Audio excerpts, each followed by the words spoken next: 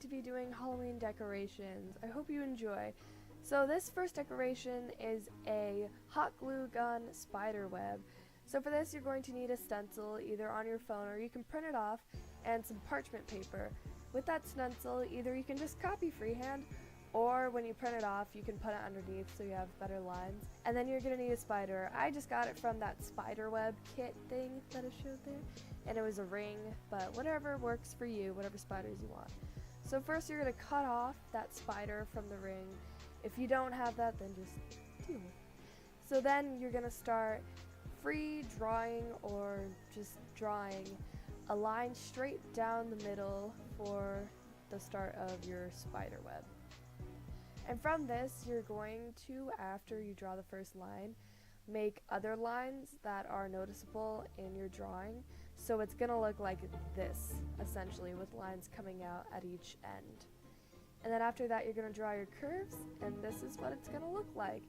It'll be easier once you have your own stencil, but yeah. And then you just hot glue the spider onto the spider web.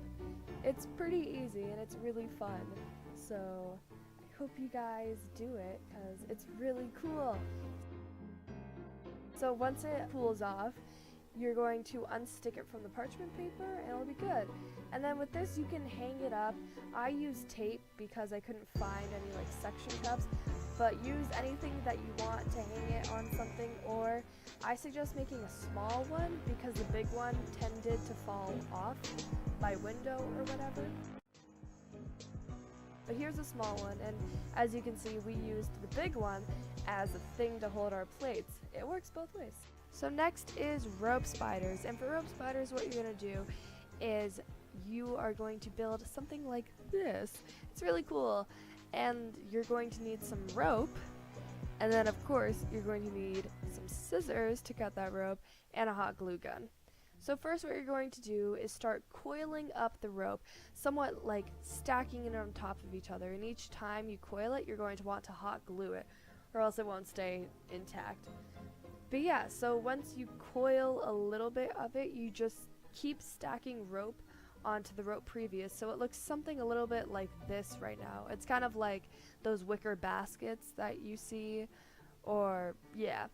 So after you have this, the essentially torso or the thorax of the spider, you are going to glue off the last part that you can, and yeah.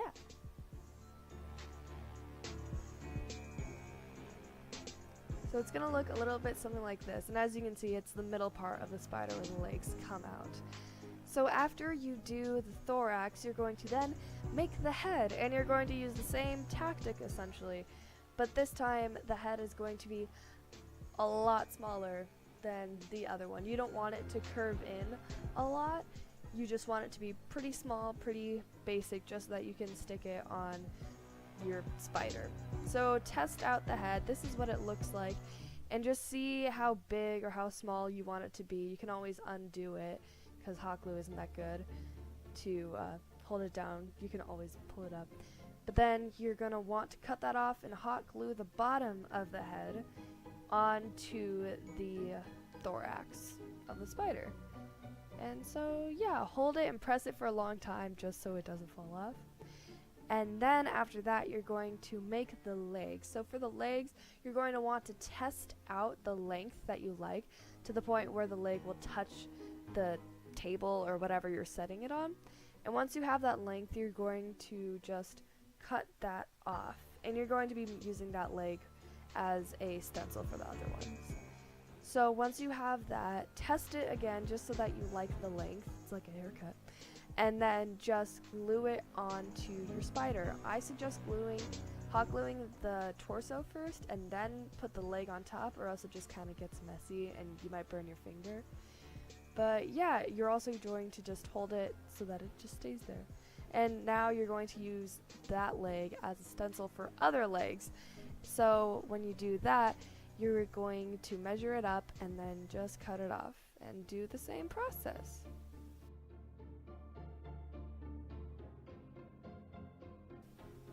Great, okay, so this is essentially the spider. Once you have all the legs glued, all you need to do is just pinch the legs so that the spider looks like it's kind of bouncing or it has some form.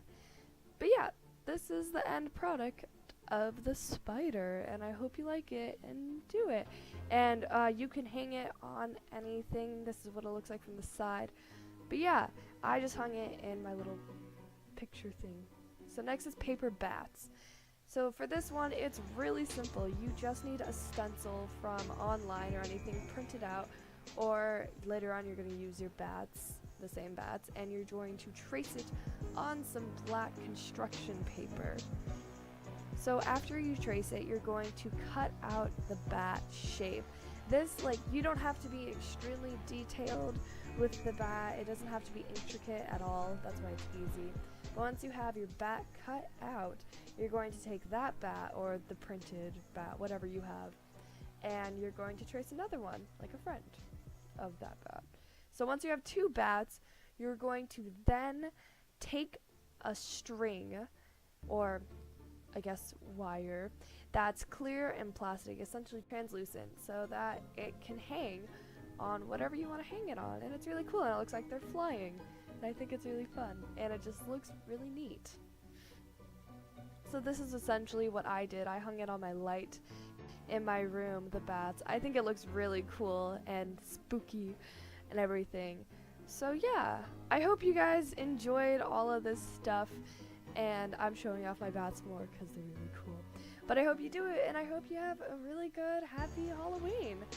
I hope you guys have fun with this, and yeah, be spoopy, everyone.